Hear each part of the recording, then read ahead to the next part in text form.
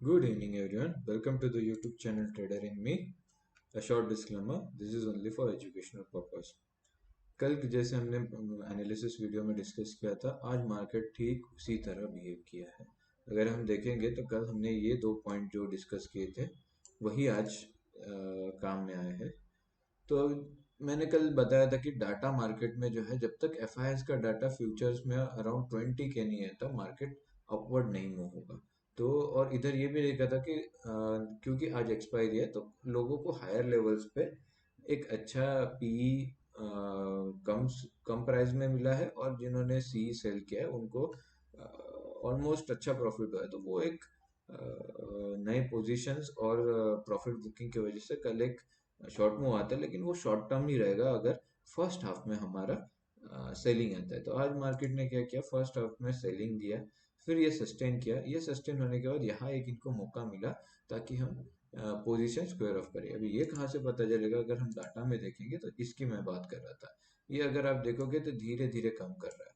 तो ये तब तक अभी मेरा एक ऑब्जर्वेशन है कि ये डाटा जब तक 20,000 के तक हल्का नहीं हो जाता या फिर पॉजिटिव नहीं हो जाता, तब तक ये लोग मार्केट को इस तरह मैनिपुलेट करेंगे कि मार्केट ऊपर की तरफ नहीं जाएगा, क्योंकि इनको लॉसेस होगा अगर ऊपर जाएगा। या फिर कल बहुत बड़ा गैप अप होता है तो इनको शॉर्ट कवरिंग करना पड़ सकता है। तो वो ऐसा नहीं कि इनका लॉस नहीं होता, पर उसका प्रोबेबिलिटी कम है। हम प्रोबेबिलिटीज में सोचते हैं। तो इसी प्रोबेबिलिटी यही एक एक पॉइंट ये था कि नीचे से शॉर्ट कवरिंग आ सकता था, उसका रीजन यही था। अगर आज हम देखेंगे तो मल्टी कंफर्मेशन एक ट्रेड मैंने ये मार्क किया है। इसके बाद मोमेंटम कैसे हुआ, तो मोमेंटम यही यहीं पे कहीं पे मैंने मार्क किया था कि मैंने पेपर ट्रेड किया है, क्योंकि मैंने जैसे पिछले वीडियो में भी डिस्कस किया है, एक फियर या कॉन्फिडेंस लो होने की वजह से मैं थोड़ा एक ब्रेक ले रहा हूँ, थोड़ा पेपर ट्रेड या लेस स्क्रीन टाइम रख रहा हूँ, ताकि कोई दिक्कत नहीं है। हमारा जेब में से पैसा नहीं जाना चाहिए। हमें अगर कॉन्फिडेंस लो फील हो रहा है या फियर लग रहा है तो बैक टेस्ट करो, कुछ दिन के लिए ब्रेक लो, कोई दिक्कत नहीं। मार्केट कहीं भागा नहीं जा रहा है। तो ये जैसे कि मैंने मार्क किया है, यहाँ पे डाइवर्जेंस है, एक डब्ल्यू पैटर्न भी दिख रहा था, फिर ब्रेकआउट दिया, फिर इसने इसको रिटेस्ट किया, और यहाँ पे हमें ये मिला, क्या मिला, एक डाइवर्जेंस मिला। तो यहाँ पे हम एंट्री कर सकते थे अराउंड 101। एसएल रहता हमारा अराउंड 10-15 पॉइंट्स। अगर एक्सपायरी के दिन अगर 10 पॉइंट्स का एसएल यानी बहुत कम, तो हम 15 पॉइंट का भी दे सकते थे, 15 या 20 पॉइंट का। और टारगेट्स ऊपर की तरफ थे।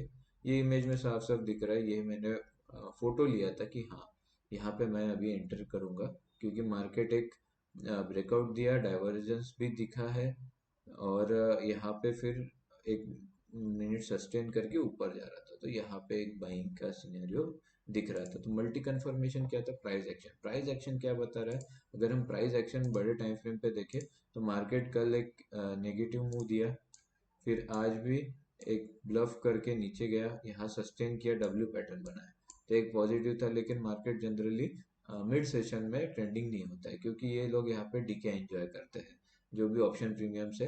अगर ये नीचे आता, यहाँ पे नीचे, तो एकदम से बाइंग आता या और ऊपर जाता, पर यहाँ नीचे आया नहीं। तो बाइंग इतना स्ट्रांग था, यहाँ पे एक सस्टेन किया, फिर अराउंड जनरली मैं जो ऑब्जर्वेशन है, अराउंड 3:30 के बाद ही एक अपमूव आता है। तो यहाँ पे भी 13:35 को एक अपमूव आया।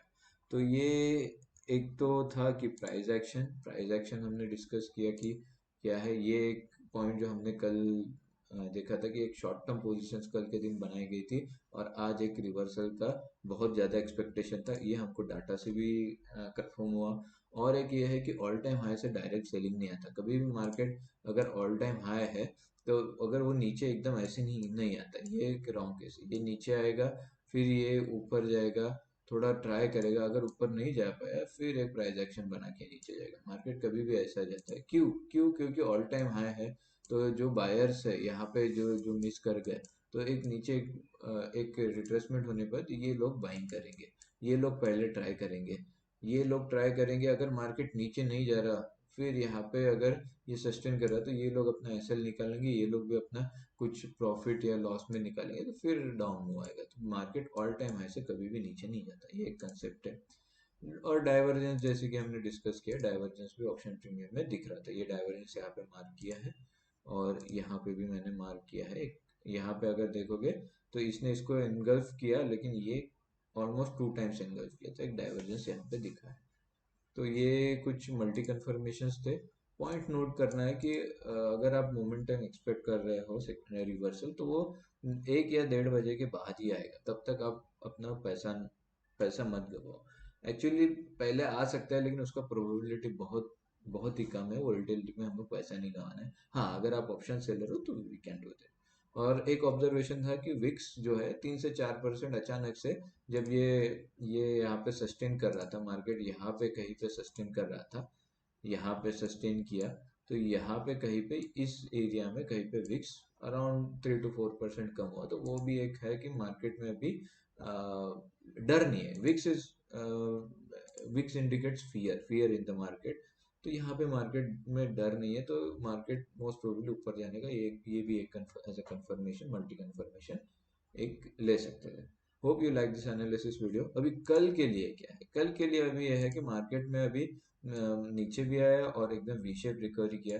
लेकिन जैसे कि हमने डिस्कस किया, डाटा अभी भी थोड़ा और शॉर्ट कवरिंग बचा है, तो मे भी मार्केट यहाँ थोड़ा वोलेटाइल होगा। यहाँ पे अपने पोजीशन ये लोग अपना पोजीशन धीरे धीरे ऑफलोड करेंगे और फिर हमको एक ब्रेकआउट देगा। अगर कल डायरेक्ट ऊपर जाता है तो उसका सस्टेन करने का प्रोबेबिलिटी कम रहेगा। Hope you like this video. Thank you for watching.